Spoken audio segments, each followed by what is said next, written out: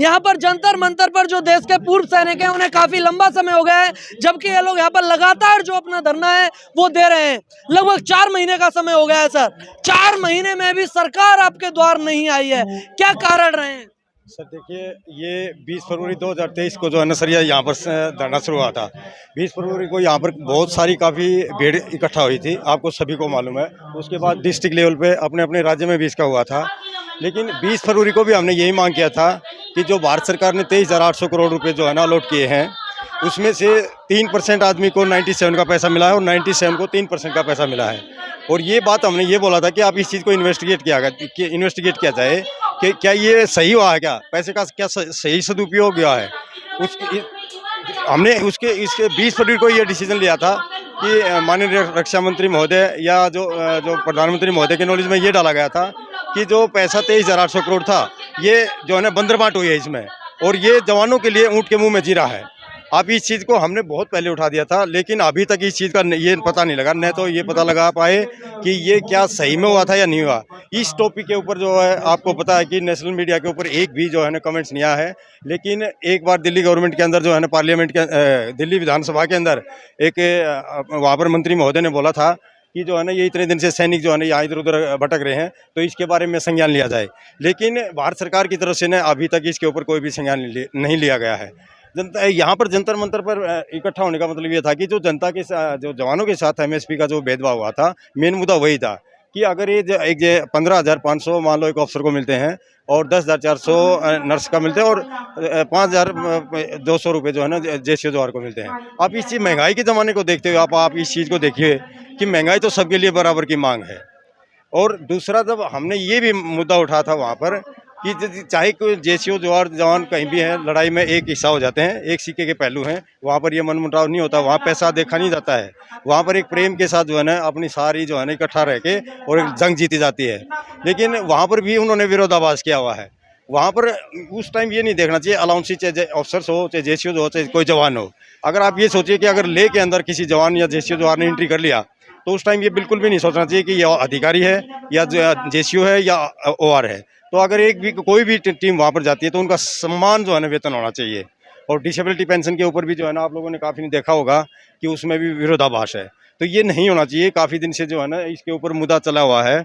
और इसके अलावा मैं आज आपके नॉलेज में एक चीज़ डालना चाहता हूँ कि जब कंडीमेंट अलाउंस आप लोगों को पता होगा कि 2 साल पुराना कंडीमेंट जो है ना बाद में दिया गया था भारत सरकार की तरफ से, तो क्या ये पैसा कंडीमेंट अलाउंस है, ये क्या JCO जवाहर का जो पैसा था वो उनके वहाँ तक पहुँचा या नहीं पहुँचा, तो इसका अभी तक किसी ने भी पता नहीं किया है। वो पैसा बाद में आया था 2 साल के बाद, और वो पैसा कहाँ गया इसके बारे में पता होना चाहिए कि कंडीमेंट अलाउंस किसी के दबाव में 2 साल का पैसा एक बटालियन के अंदर 20-20 लाख रुपए जो आए थे, क्या वो पैसा JCO जवाहर के पास पहुँचा या नहीं पहुँचा। ये हम बहुत पहले से मांग करते हैं और इसके ऊपर किसी ने भी नहीं इसका अभी तक वो नहीं बोला है। अच्छा सर, आप जो बोल रहे हैं बिल्कुल सही बोल रहे हैं, लेकिन प्रधानमंत्री हैं, प्रधानमंत्री नरेंद्र मोदी हैं, प्रधानमंत्री सरहदों पर जाते हैं, आप लोगों के बीच में बैठकर चाय पीते हैं, त्योहार मनाते हैं। यहाँ पर होली निकल गई आपको। देखिए, हाँ, हमारे प्रधानमंत्री हर बार जैसे दीपावली मनाने वहाँ जाते हैं, चलो सब यहाँ पे भी तो होली निकल गई, होली मनाने आ जाते, गुलाल लगाने आ जाते हैं। यहाँ पर आपने देखा भी होगा कि जो है ना प्रधानमंत्री के बिल्कुल यहाँ 1 किलोमीटर के दायरे के अंदर ये सैनिक भी यहाँ पर बैठे हुए हैं, तो इसका प्रयोग जो है ना आपको जो है ना 2024 में देखने को मिलेगा। अगर रेवाड़ी के अंदर रैली करने के बाद अगर सरकार बना सकते हैं तो 2024 के अंदर जो है ना इसका हो सकता है कि इसका जो है ना रिजल्ट आपको उल्टा भी देखना। 2024 में क्या उल्टा रिजल्ट देखने को मिलेगा? आप ये सोचिए कि ये सैनिक जो है ना अगर झंडा गाड़ने की अगर इन्होंने ठान ली ना, तो वो ये फिर पीछे मुड़ के देखने वाले नहीं होते हैं कि हमारे पीछे क्या है या आगे क्या है। जो इन्होंने करना होता है वो ठान लेते हैं इस चीज़ के ऊपर। आप इसको मान के चलो। सर थोड़ा सा क्लियर कीजिए, समझ नहीं आया कि 2024 में पूर्व सैनिक क्या करने वाला है।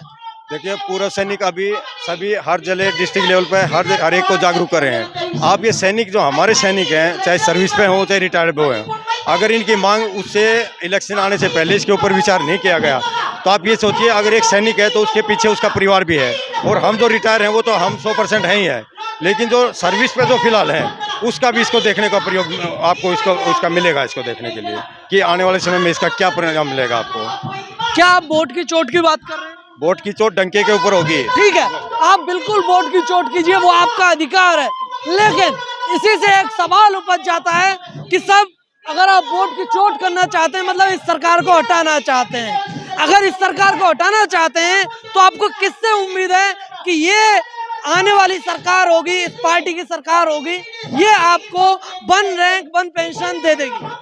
देखिए साहब, मैं तो एक चीज़ बोलना चाहूँगा कि अगर देखो रोडवेज की बस को चलाने के लिए 3 आदमी की ज़रूरत होती है, चाहे कंडक्टर हो चाहे ड्राइवर हो, और उसी तरह फ्लाइंग वाले आदमी है उसका भी इतना ही रोल होता है। तो मैं ये मान के चलता हूँ कि किसी को भी स्पष्ट बहुमत देना नहीं चाहिए। अगर आप किसी को स्पष्ट बहुमत दोगे तो एक दूसरे का भ्रष्टाचार का पता नहीं लगेगा। तो इसलिए जो है ना, एक के ऊपर पूरी उंगली पूरा उसके ऊपर भरोसा मत कीजिए, नहीं तो जनता को ये पता नहीं लगेगा कि ये इनमें से भ्रष्टाचारी कौन है।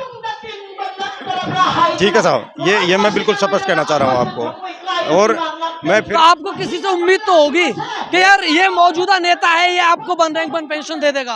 देखिए, हमारे जनरल अपने वीके सिंह साहब हैं, और उसके बीच में हमारे मेजर जनरल सतवीर साहब भी थे, जिन्होंने इससे पहले जो है सतवीर साहब ने इसकी वो किया था, अगुवाई किया था। लेकिन अगर वो जनरल सतवीर साहब ने अभी ये देखना चाहिए कि अगर मान लो ये कमी बेसी हुई है या कहीं हुई है, कोई बात नहीं, कमी हो जाती है, काम करने वाले से कमी होती है, लेकिन उस कमी को पूरा करने के लिए अभी जनरल सतवीर साहब ने इसको आगे आना चाहिए। और वो जो जहाँ बैठ के अभी कहाँ धूम दबा के बैठ गए हैं ये, ठीक है ना, तो उन्होंने अपनी धूम को अभी थोड़ा सा घुमा लेना चाहिए, और उसको ये जो क्या कमी बेसी है उसको दुनिया के सामने इसको लेके आना चाहिए। एक तरफ तो आप बात करते हैं कि जनरल सतवीर और जनरल बीके सिंह को आना चाहिए, उन्हें आगे आना चाहिए, आगे आके जो बातें हैं वो करनी चाहिए, ठीक है सर।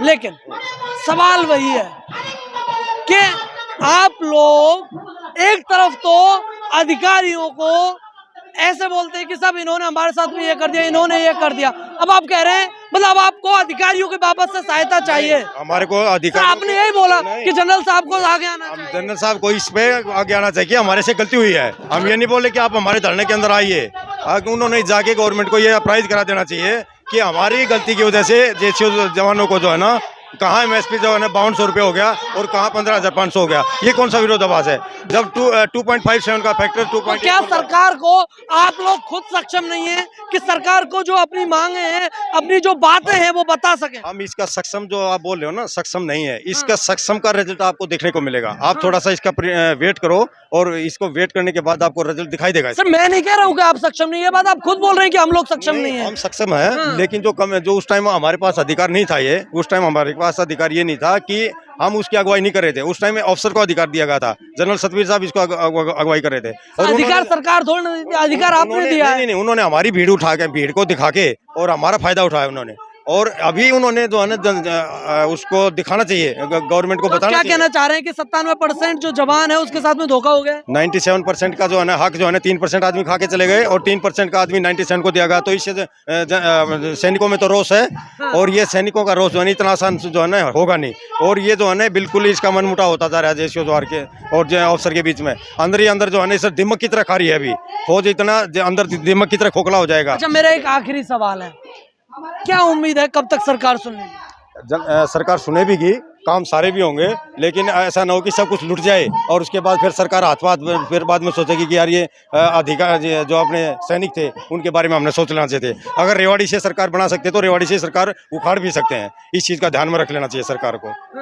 ठीक है सर, तो उम्मीद है आप यहाँ से जीत कर जाएंगे? जंग जीत के ही जाएंगे। सैनिक कोई भी होता हो, जंग जीत के बगैर जाता नहीं है, यहाँ से हिलता नहीं है। बिल्कुल, इस बात को आप मान के चलो।